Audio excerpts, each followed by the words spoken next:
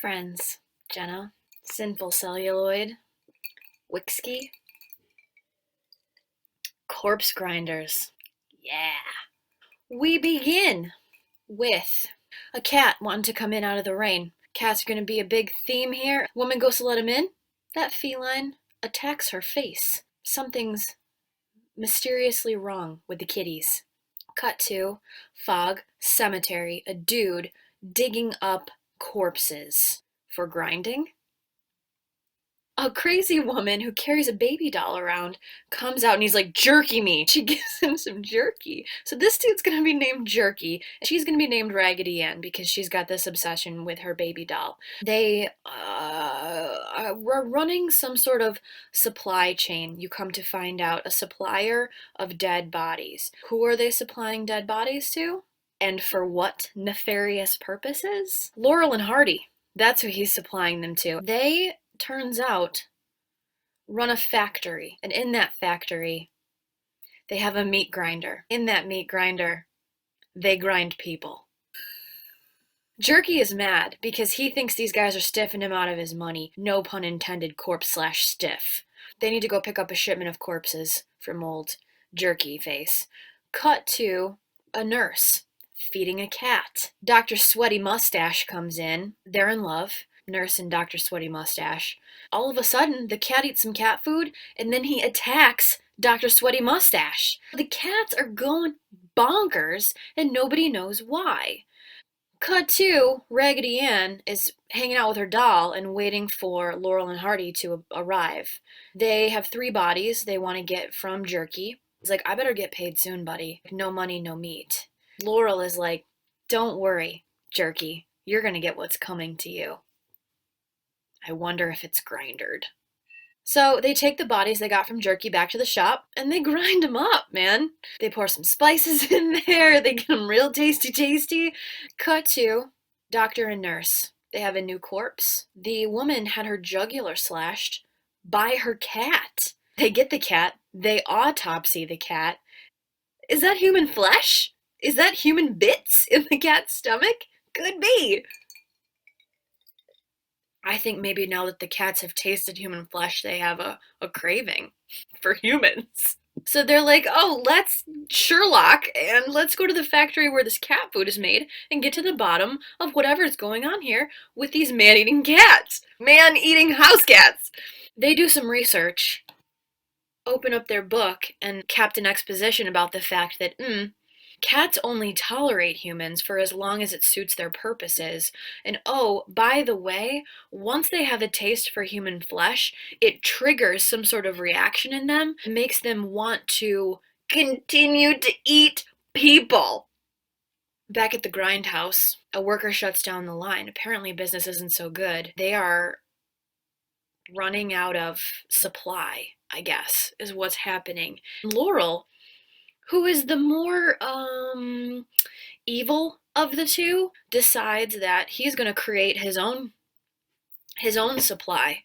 Now that, Jerky's being a jerk about getting his money. Fine, I don't need Jerky. How about I take some of the people who work for me, lure them into the back room, and turn them into cat food in the people grinder?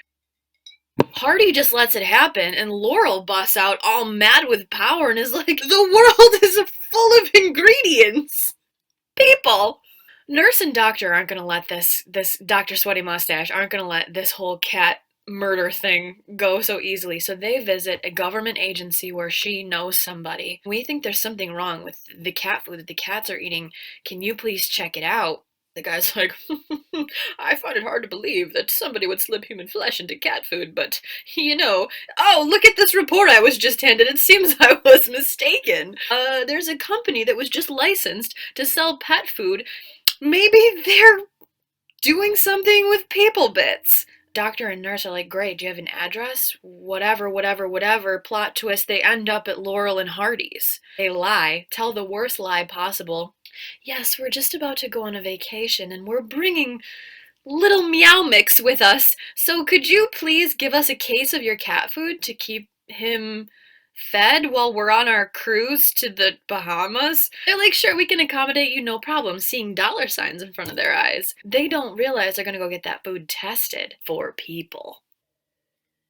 They check back in with their friend at the human government agency thingy. Guys, I tested your pet food samples. I don't see anything wrong there. There's no people in the food. They head back to the old grindery. They go a snooping. Laurel and Hardy catch them. They manage to escape with all of their person intact. None of them gets ground. Cut to back at the cemetery. Laurel wants to hand out some grindery justice to Jerky. He pays Jerky the money he owes him, then pulls a gun on him and pulls the trigger. Jerky is probably going to become Jerky. I spent a lot of time thinking up that joke. Cut to, our nurse has gone back to the grindery, where Hardy, turning out to be a terrible human being as well, has dragged her down to the basement, and he doesn't really want to grind her up, he just wants to feel her up, which is... The doctor back at the hospital can't find the nurse. He finds a note she left him saying, hey, I'm going back to the grindery to really crack the people cat murder case. He goes to save her. She's about to get ground. She's on the slab, about to get... Laurel shows up, pissed. Hardy, what are you doing? I'm the people grinder, not you. You're the books keeper. He shoots Hardy. He kills his business partner. Doctor shows up. He promptly gets shot because he's useless. Meanwhile, Deus Ex Machina, a random dude shows up and shoots Laurel before he can kill doctor and nurse. This dude has been floating around on the periphery of this movie for the entire runtime, has had literally no lines. Is some sort of detective character. He shows up to save the day. Doctor and nurses escape, no grindering for them. The stray cats that are around the grindery go over and start to chomp on Laurel because, hey, they have a taste for people now. And scene. Guys, this movie has it all.